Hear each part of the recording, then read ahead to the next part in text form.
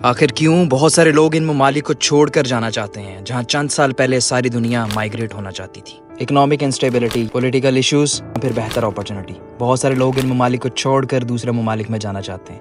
आज की इस वीडियो में हम जानेंगे कि ऐसे कौन से वो 5 ममालिक हैं जहां लोग अब रहना नहीं चाहते। इससे पहले कि इस वीडियो में हम आगे बढ़ें, अगर आप चैनल पर न्यू हैं तो चैनल को सब्सक्राइब कर दें और बेल आइकन को प्रेस करें ताकि इस तरह की और इंटरेस्टिंग वीडियोस आप बिल्कुल भी मिस ना कर सकें।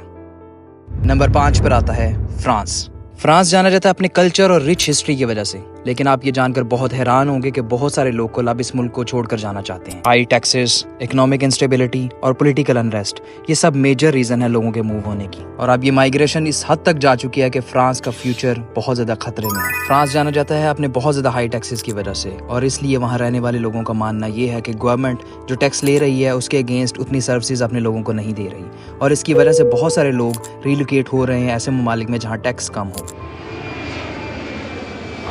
इस वक्त फ्रांस की इकॉनमी बहुत ज़्यादा स्वेयर चैलेंजेस को फेस कर रही है और इकोनॉमिक ग्रोथ भी बहुत स्लो है, और साथ ही साथ अनएम्प्लॉयमेंट भी बहुत ज़्यादा काज हो रही है।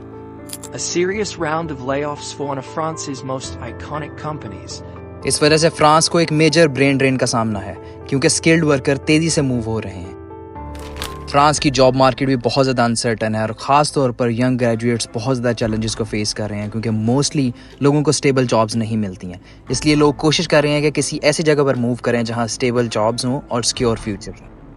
बहुत सारे लोग अपने पॉलिटिकल सिस्टम से खुश नहीं हैं और किसी ऐसे मुल्क में शिफ्ट होना चाहते हैं जहां स्टेबिलिटी हो, क्योंकि इन तमाम वजूहात की वजह से लोगों की ज़िंदगी बहुत ज़्यादा अनस्टेबल है। स्लो इकोनॉमिक ग्रोथ, बहुत ज़्यादा हाई टैक्सेस और पॉलिटिकल अनरेस्ट। अगर ये तमाम इश्यूज जल्दी हल ना किए गए तो आने वाले सालों में फ्रांस मेजर क्राइसिस का सामना करेगा। नंबर 4 पर आता है स्पेन।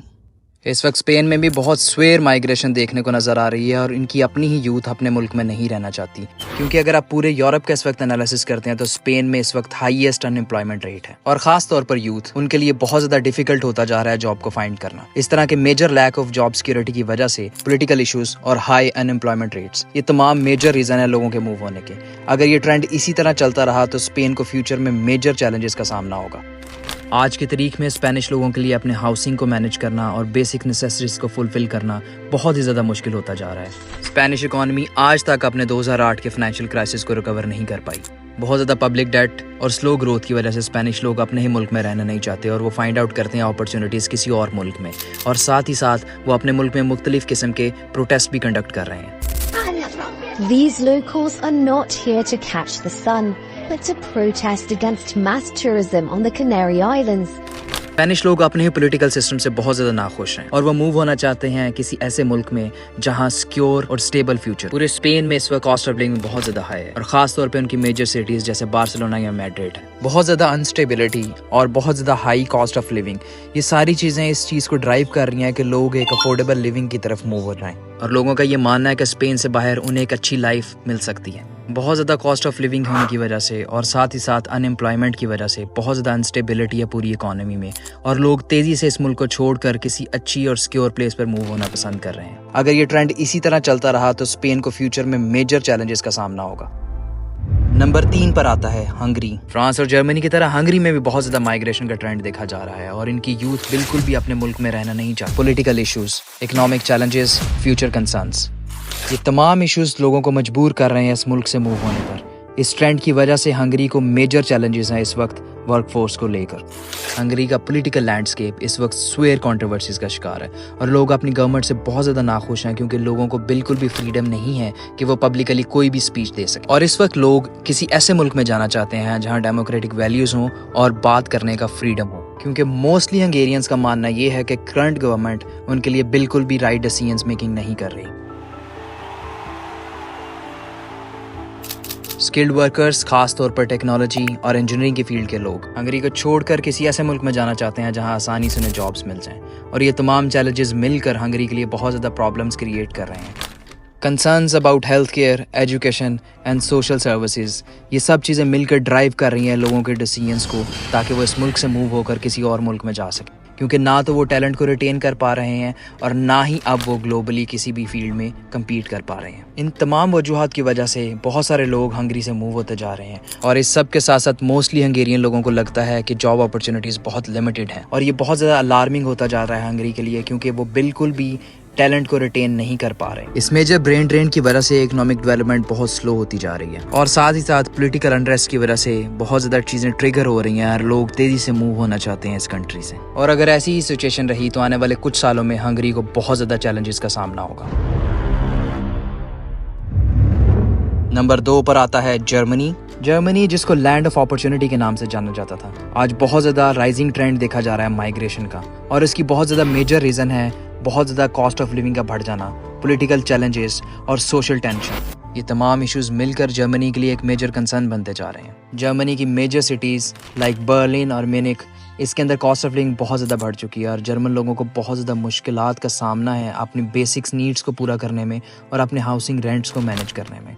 इस फाइनेंशियल स्ट्रगल की वजह से लोग दूसरे ममालिक में जाना चाहते हैं और जर्मन लोग जर्मनी के ब्यूरोक्रेटिक सिस्टम से बहुत ज़्यादा तंग हैं और इस बढ़ते ट्रेंड की वजह से जर्मनी को बहुत ज़्यादा मुश्किलात हो रही हैं ग्लोबली स्टैंड आउट करने के लिए। लोगों को इधर का सिस्टम और पॉलिसीज़ बहुत ज़्यादा कॉम्प्लेक्स लगती हैं और ये सबसे बड़ी रीज़न है कि लोग ईजी प्रोसेस वाली कंट्रीज में मूव होना चाहते हैं। Issues related to migration, social identity और कल्चरल इंटीग्रेशन, ये तमाम चीज़ें लीड कर रही हैं सोशल अनरेस्ट को।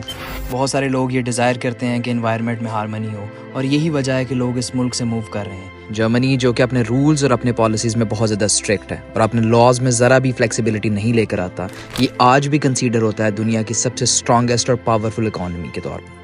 लेकिन कुछ सेक्टर्स में बहुत ज़्यादा सैचुरेशन देखने को नज़र आ रही है और इस सैचुरेशन की वजह से यंग ग्रेजुएट्स के लिए जॉब फाइंड आउट करना बहुत ज़्यादा मुश्किल होता जा रहा है। जर्मनी की बढ़ती हुई कॉस्ट ऑफ लिविंग और बहुत ज़्यादा स्ट्रिक्ट पॉलिसीज़ की वजह से लोग इस मुल्क से मूव होते जा रहे हैं और अगर इन तमाम इश्यूज़ को टाइमली ओवरकम ना किया गया तो आने वाले टाइम में जर्मन इकॉनमी को बहुत ज़्यादा मेजर स्वेयर चैलेंजेस का सामना होगा। और नंबर 1 पर आता है United kingdom.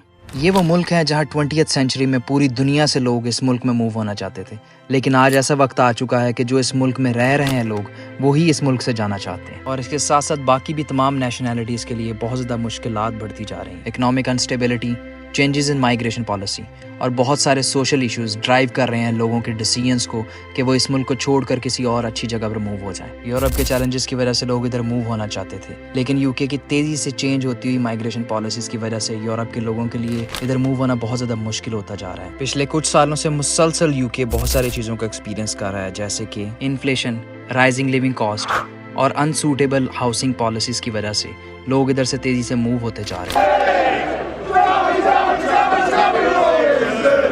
The British far rights are on the march again. This was their biggest show of strength since the summer, when anti-immigration riots flared off in towns and cities across the UK. EU की बहुत सारी countries की uncertainty की वजह से जो लोग उधर से मूव होकर यूके आना चाहते थे, अब उनके लिए पॉलिसीज़ और रूल्स बहुत ज़्यादा स्ट्रिक्ट होते जा रहे हैं और वो यूके आने के बजाय अब किसी और कंट्री में रिलोकेट होने का इरादा रखते हैं। और शायद यही एक मेजर रीज़न है कि पिछले कुछ सालों में यूके की इकॉनमी को स्वेयर चैलेंजेस का सामना करना पड़ा और इन्फ्लेशन और राइजिंग कॉस्ट ऑफ लिविंग की वजह से लोग स्टेबल इकॉनमी की तरफ मूव हो रहे हैं ताकि उनका फ्यूचर सिक्योर हो जाए। और इस तेज़ी से बढ़ते हुए ट्रेंड की वजह से यूके की इकॉनमी को स्वेयर चैलेंजेस का सामना है। इन तमाम रीजंस की वजह से लोगों को ये लगता है कि उनका फ्यूचर सिक्योर नहीं है और आने वाले सालों में ये बहुत ज़्यादा चैलेंजेस सिचुएशन बनती जाएगी यूके के लिए अगर उसने टाइमली इन तमाम इश्यूज़ को एड्रेस ना किया। और अब हम बात करेंगे कुछ ऐसी प्रैक्टिकल टिप्स के बारे में जो कि बहुत इंपॉर्टेंट है जब आप ये डिसीजन ले रहे हो कि आपने किसी और कंट्री में मूव करना है। जिस मुल्क में आप मूव होना चाहते हैं उसकी इकोनॉमिक कंडीशंस के बारे में आपको डिटेल इन्फॉर्मेशन होनी चाहिए और साथ ही साथ आपको सारी इन्फॉर्मेशन होनी चाहिए कि उधर जॉब ट्रेंड्स क्या चल रहे हैं। इसके साथ साथ आप नेटवर्किंग के थ्रू बहुत ज़्यादा इन्फॉर्मेशन ग्रैब कर सकते हैं। अपने मुल्क में रहते हुए आप एक्सपर्ट के साथ कॉन्टैक्ट करें और जानें कि उस वक्त क्या ट्रेंडिंग है उस मुल्क में। किसी भी मुल्क में मूव होने से पहले आप प्रॉपर कॉस्ट ऑफ लिविंग को वैल्यूएट करें और प्रॉपर रिसर्च करें और अपने इतने रिसोर्सेज बनाकर जाएं कि आप कॉस्ट ऑफ लिविंग को अफोर्ड कर सकें। जिसमें मुल्क में आप मूव होने का इरादा करते हैं उस मुल्क की सारी पॉलिसीज और लॉज को आप प्रॉपरली स्टडी करें और जानें कि किस तरह से आप माइग्रेशन के लिए अप्लाई कर सकते हैं। लोकल लैंग्वेज एक बहुत बड़ा बैरियर हो सकता है आपकी ग्रोथ के लिए। जब आप ये डिसाइड कर लें कि आपने किस कंट्री में मूव करना है तो कोशिश करें कि आप उनकी लोकल लैंग्वेज को अंडरस्टैंड करें और उसे सीखें। किसी भी जगह पर मूव होने से पहले इकोनॉमिक इंस्टेबिलिटी से लेकर सोशल टेंशन तक तमाम इन्फॉर्मेशन होनी चाहिए आपके पास और फिर आप अपना डिसीजन लें। इन तमाम कंट्रीज में से किसने आपको सबसे ज़्यादा सरप्राइज किया? कमेंट में मुझे बताएं। आपकी सपोर्ट हमारे लिए बहुत इंपॉर्टेंट है, इसीलिए चैनल को लाइक करें, सब्सक्राइब करें और वीडियो को शेयर करना ना भूलें। वीडियो में हमारे साथ एंड तक जुड़े रहने का बहुत शुक्रिया। मिलते हैं नेक्स्ट वीडियो में।